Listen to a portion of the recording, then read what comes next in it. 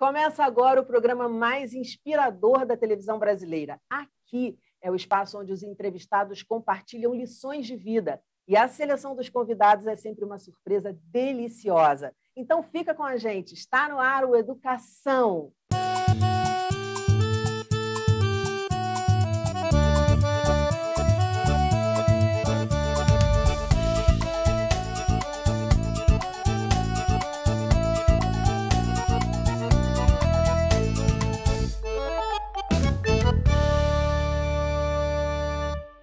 Meu convidado de hoje é o ator Petrônio Gontijo. Muito bem-vindo, Petrônio. Um prazer receber você aqui.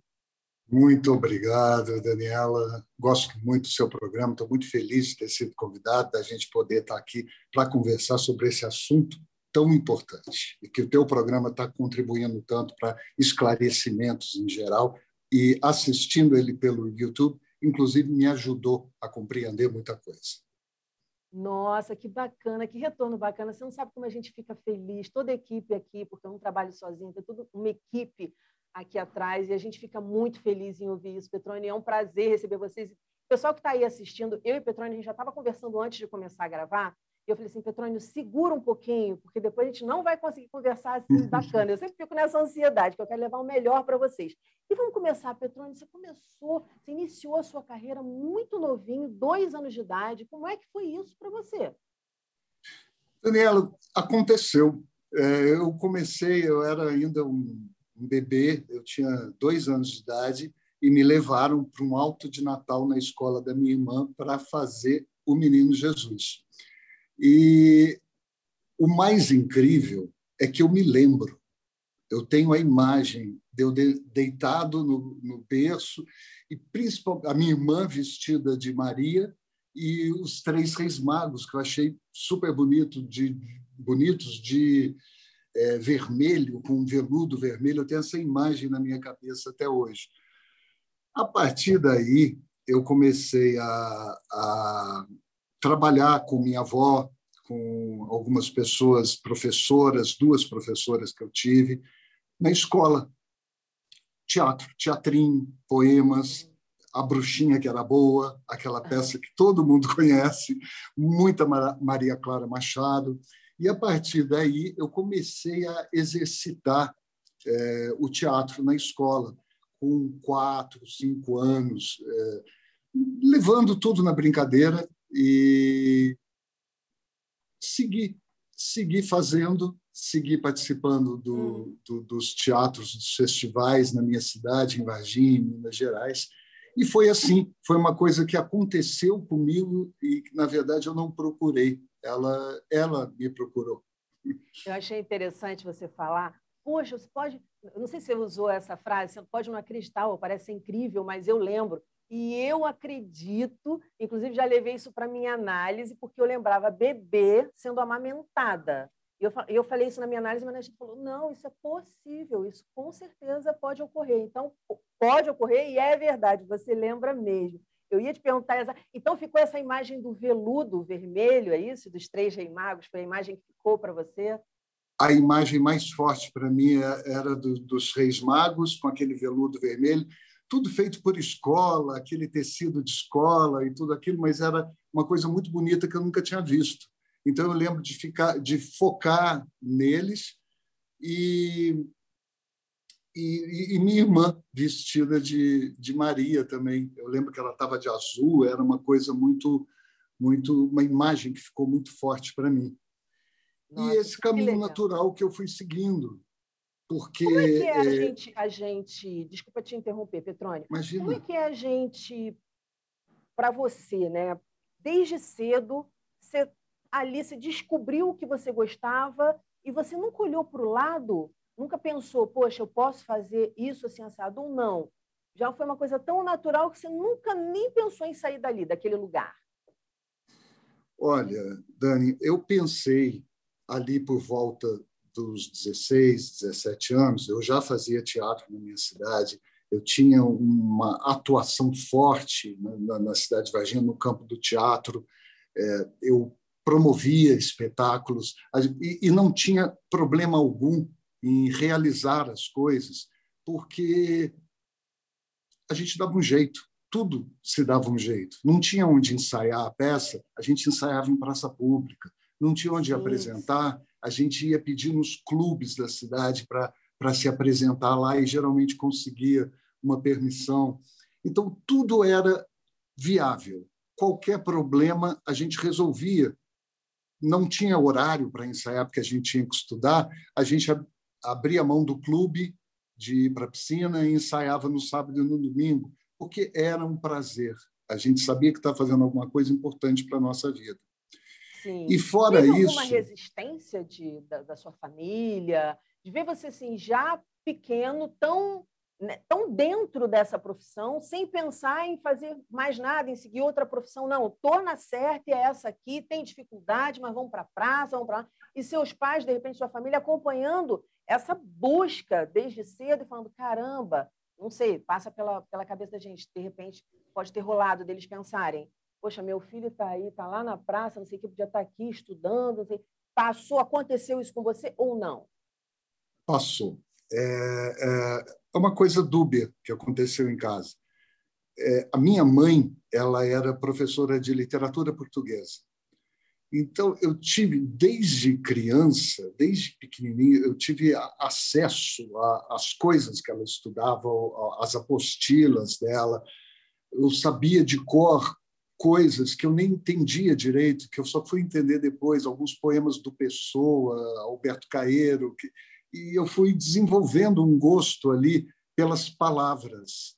E tive esse apoio e tive essa mão abençoada da minha mãe na minha vida, que foi me introduzindo na literatura, principalmente na literatura portuguesa, e junto com ela a literatura brasileira.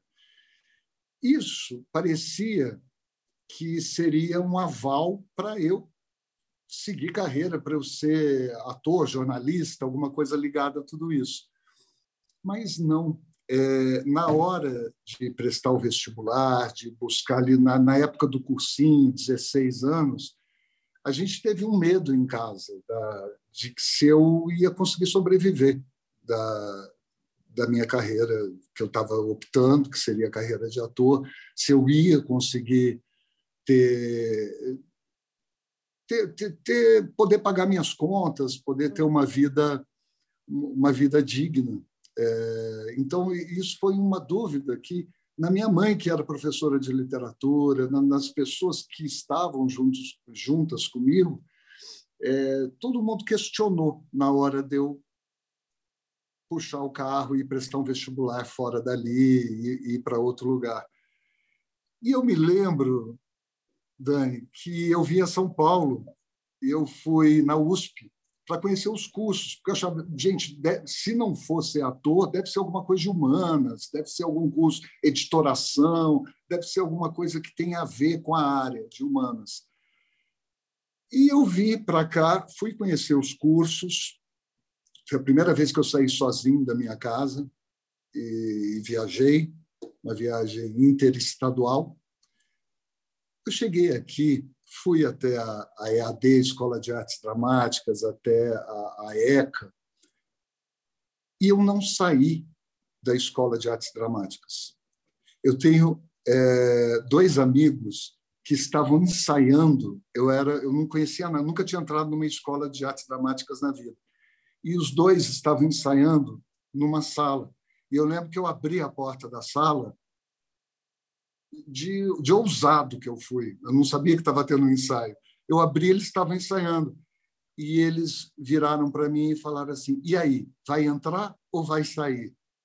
E eu entrei. E essas pessoas são pessoas muito importantes hoje no cenário do Teatro de São Paulo, que é a diretora Joana Albuquerque, a Cris Lozano, que é uma atriz daqui também, e o Leopoldo Pacheco, que muita gente também conhece hoje, é um super ator, um figurinista excelente. Então, são pessoas que ficaram na minha vida para sempre. Nem foi na USP que eu fui fazer meu curso. Eu fui fazer meu curso na Unicamp.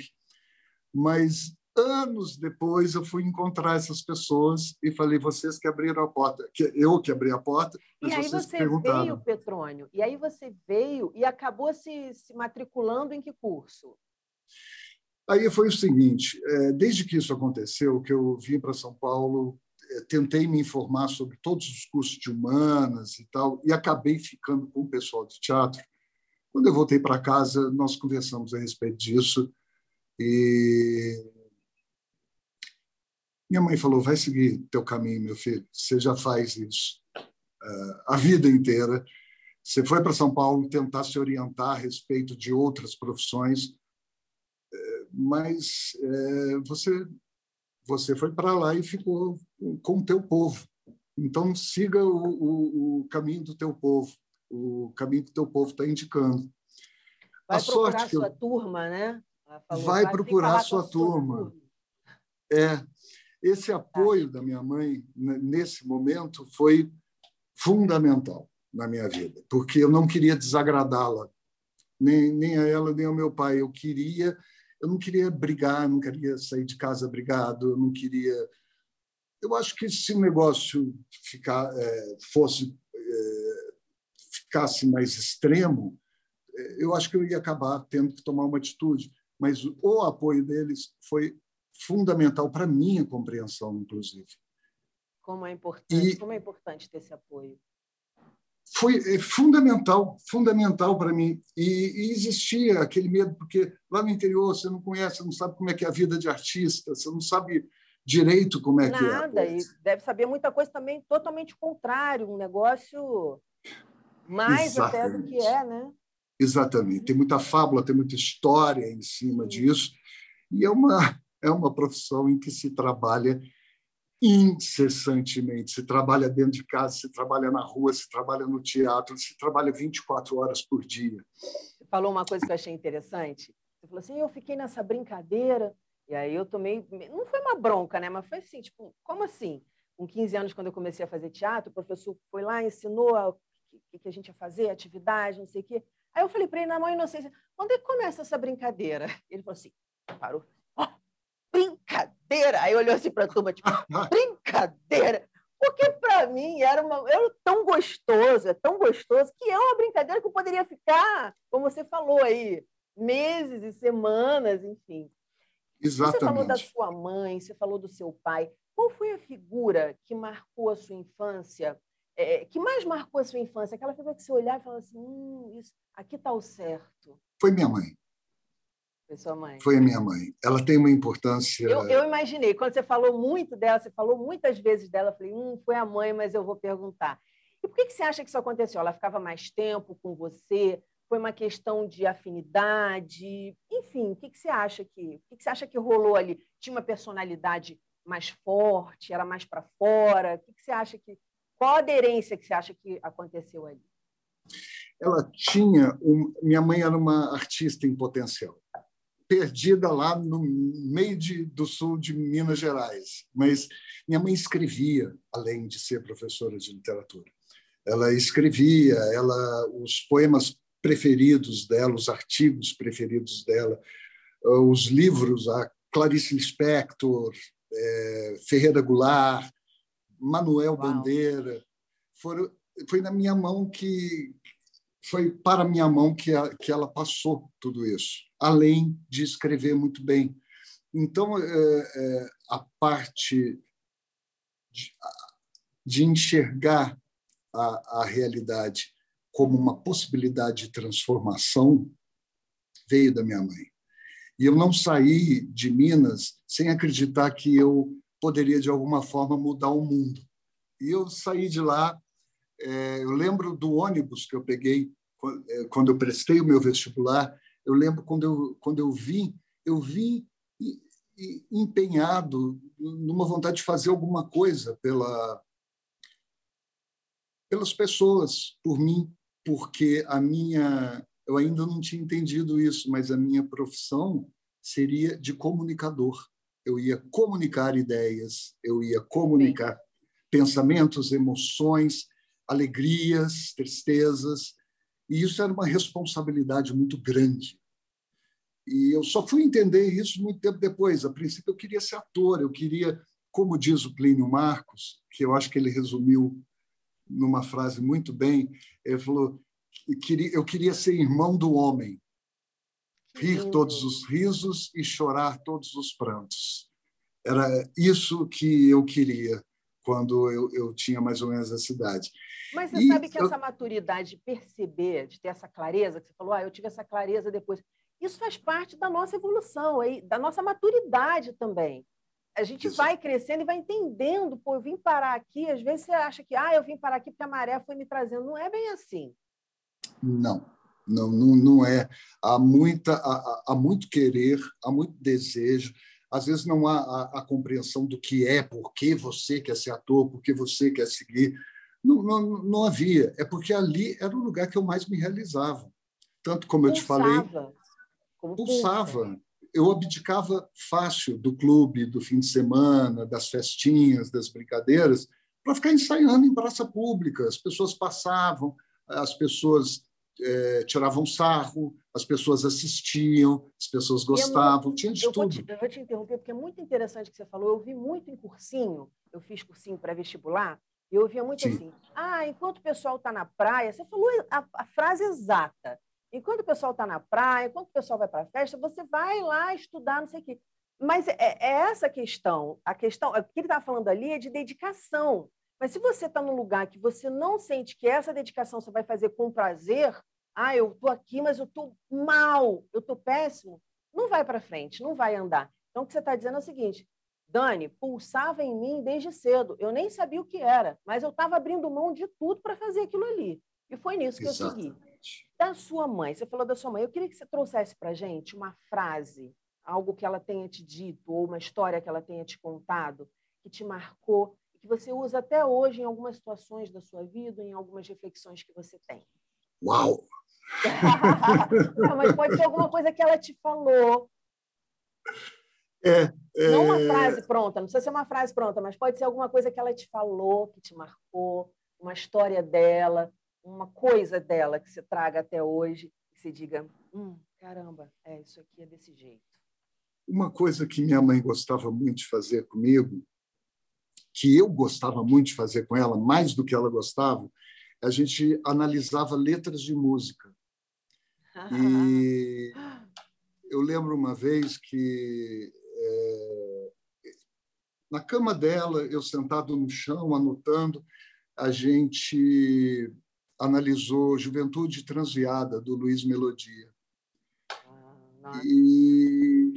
E a gente começou ali bem no português mesmo, que é lava roupa todo dia, que agonia. E ela falando para mim, quem lava roupa todo dia? Eu fiquei imaginando isso, as discussões filosóficas que vocês não devem ter tido em relação a essa lista. Exato. Ela, sujeito oculto, lava roupa todo dia. E eu lembro que a gente foi num grau de... Vocês foram daí, da gramática... Da gramática para o que significava, para os significados maiores, como cada cara representa uma mentira. Que cara? O rosto, é aquele rosto do James Dean que ficava impresso daquela forma fortíssima na tela, o que estava por trás daquele rosto, ou se era cada homem, cada cara que passou na vida dessa mulher. E a gente tinha discussões assim, eu tinha 16 anos. E eu lembro que a gente fez... um menino de 16 anos, um rapaz de 16 anos, ter esse papo com a mãe, isso já mostra para a gente que está te ouvindo como era essa relação. Que coisa bacana, que proximidade, que relação construtiva você teve com a sua mãe. Foi muito forte, Dani. E nesse dia, especificamente, que a gente analisou Juventude Transviada, no final, ela estava muito emocionada.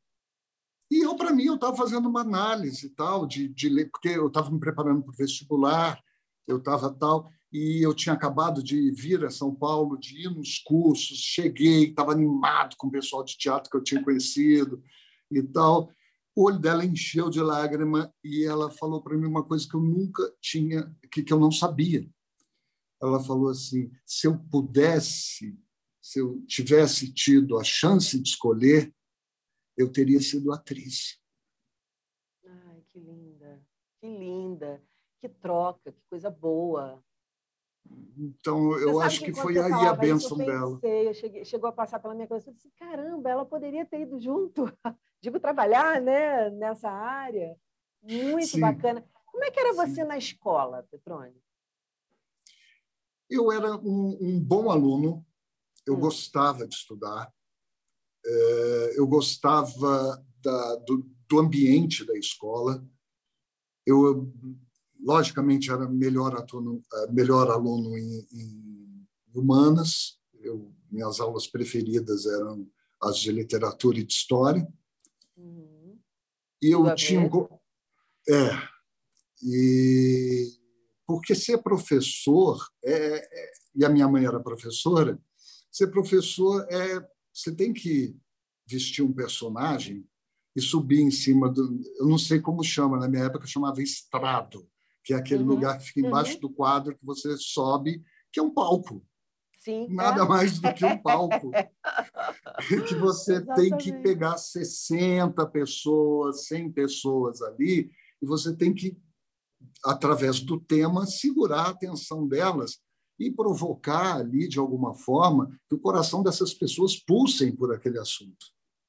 De alguma forma, você tem que provocar o interesse das pessoas. Então, é muito pertinho ali o ator. É lógico que o ator vai trabalhar os personagens e tal, Uhum. mas eu tinha fascínio pela coisa do professor, de quem lecionava. Então, eu procurava sempre sentar na frente, não me interessava muito ser no fundo, mas eu não era, em nenhum momento, um CDF, um cara que ficasse, que fosse Sim, ditar Caxias, regras, ou, enfim, ditar muito, regras. né? Eu entendi. Você gostava de Exato. estar ali recebendo conhecimento, mas não porque você fosse o garoto certinho, que nunca faz nada errado ou que vivesse só para estudar.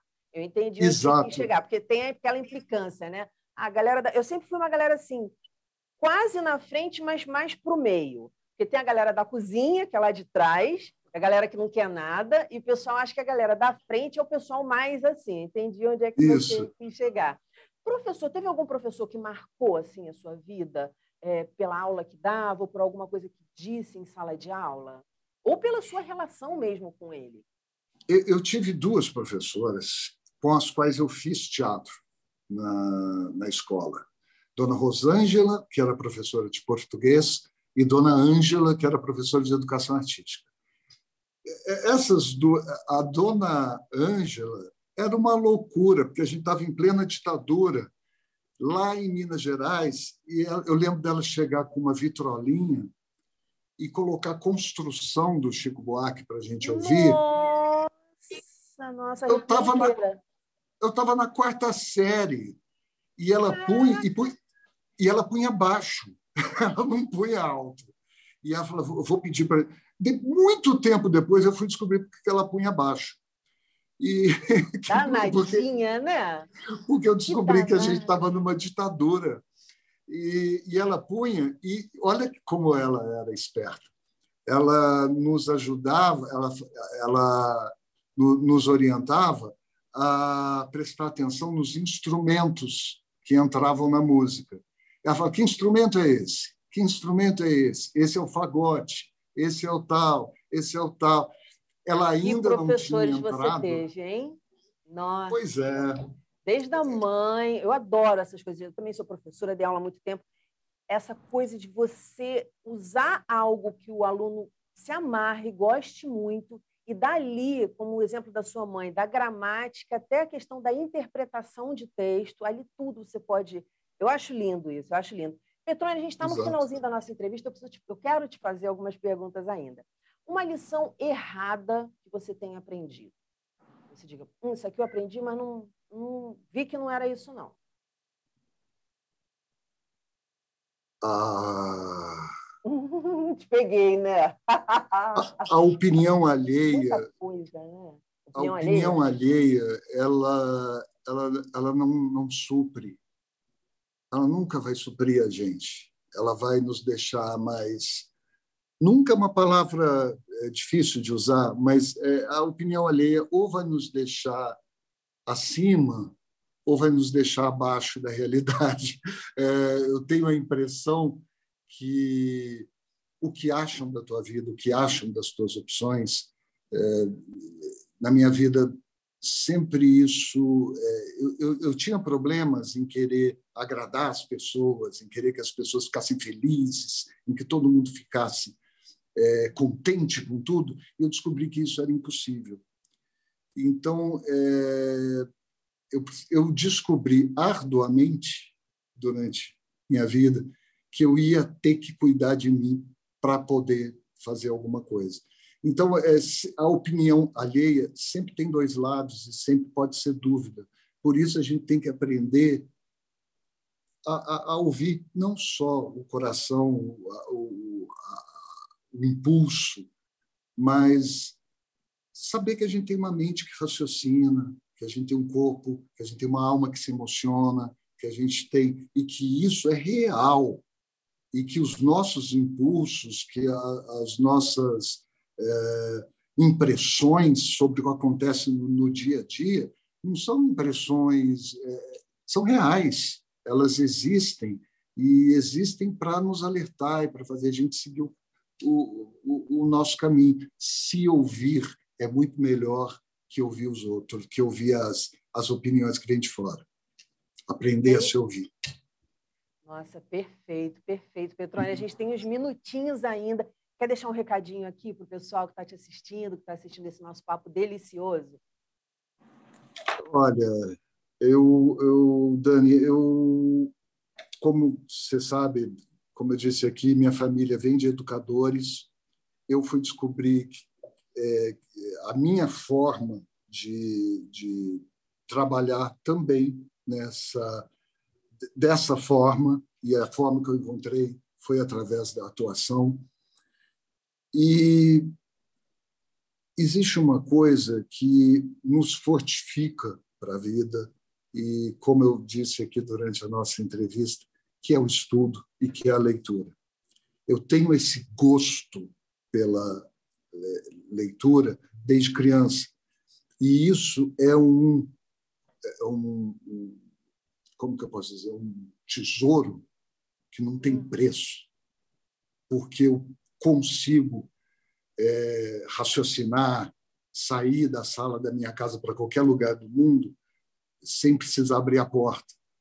Isso tudo me fortificou muito como pessoa. Não estou falando como ator, não. Estou falando como pessoa para as adversidades da vida e para onde correr nas horas de aflição. Então, para mim, a leitura, o conhecimento sem julgamento, trazer as informações antes de você processá-las, antes de que para você chegar em algum lugar, porque a gente sempre chega em algum lugar. Amadurecer as ideias também, não é isso? Exato. E quando você vai ler, você acaba tendo outros pontos de vista também sobre a vida, além dessa questão que você falou, né, de estar no momento ruim ou de estar em qualquer lugar com uma companhia, mas é isso que você está acrescentando, essa questão de você ter vários pontos de vista e poder amadurecer ali o seu pensamento em relação a várias questões, as diversas questões da vida. Perfeito. E, às vezes, isso você vai encontrar num livro que você acha, porque as coisas estão muito causa e efeito, tudo é causa e efeito. Vou fazer isso para chegar ali. E a vida não é assim, a vida é torta. A vida é cheia de veredas, a vida, às vezes, você está achando que tem que passar, tem que pegar a estradinha, na verdade, você tem que cruzar um rio, você tem que nadar. Então, a vida é cheia de surpresa, e a gente não... Essa forma cartesiana, vou sair daqui, vou até ali, a vida dá uma risada para você e fala, olha, não é bem assim. Uma gargalhada, eu diria. Dá uma gargalhada. Não tem como controlar. Não tem como controlar. Não tem como controlar. Então, a leitura ela nos ajuda a abrir a mente para as infinitas possibilidades que existem. se tem alguma coisa que eu gostaria de dizer no seu programa sobre educação, é da importância fundamental do conhecimento através da leitura para abrir a cabeça, a mente da gente, para a gente... Vou falar uma coisa. Tem uma música... Eu era adolescente ainda e tinha uma música do Kid Abelha que falava assim: e agora você vai embora e eu não sei o que fazer, ninguém me ensinou na escola.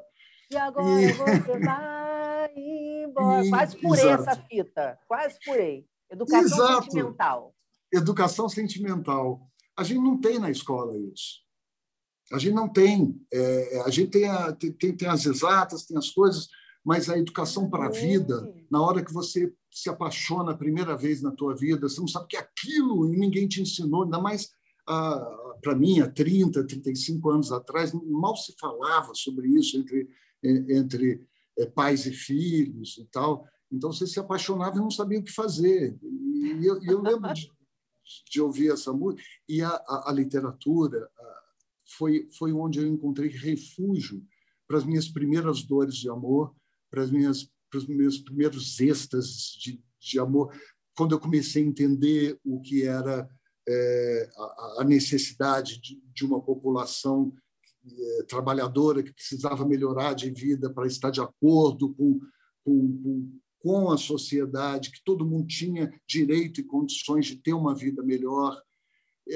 Tudo isso veio através da literatura e através de pessoas que você encontra através da literatura, porque a literatura não é só um livro. Olha, eu vou te falar, desculpa te cortar, mas é porque a gente realmente está com o tempo esgotado. Eu gostaria de ficar aqui conversando mais com você, mas que coisa bacana, eu ia falar. Por isso que eu adoro esse programa, porque no final de cada programa eu fico pensando. E educação sentimental, você vê, eu sei a letra de cor e salteado, mas eu nunca tinha pensado sobre esse ponto de vista que você acaba de me trazer agora, que é da educação sentimental. Eu até vou botar aí uma barra, educação emocional, porque Exato. é o que você falou, quando você está... Ninguém te ensina como é que é paquerar, ganhar o primeiro fora, e também as frustrações da vida. Ninguém te ensina, sei lá, quando você é demitido, quando você está sem dinheiro, enfim, situações assim que acontecem e que você, realmente, para isso você não teve educação, você não foi preparado. Morte, eu falo muito isso. Exato, não se fala sobre. A gente não é preparado para isso, a nossa cultura não trabalha isso, esse luto, o luto dessa forma. Então, sim. Nossa, essa lição que você deixou agora, fantástica. Petrônio, muito obrigada pela entrevista. Foi um prazer conversar com você, um prazer receber você aqui. Volte sempre para contar suas histórias. Muito bom te ouvir.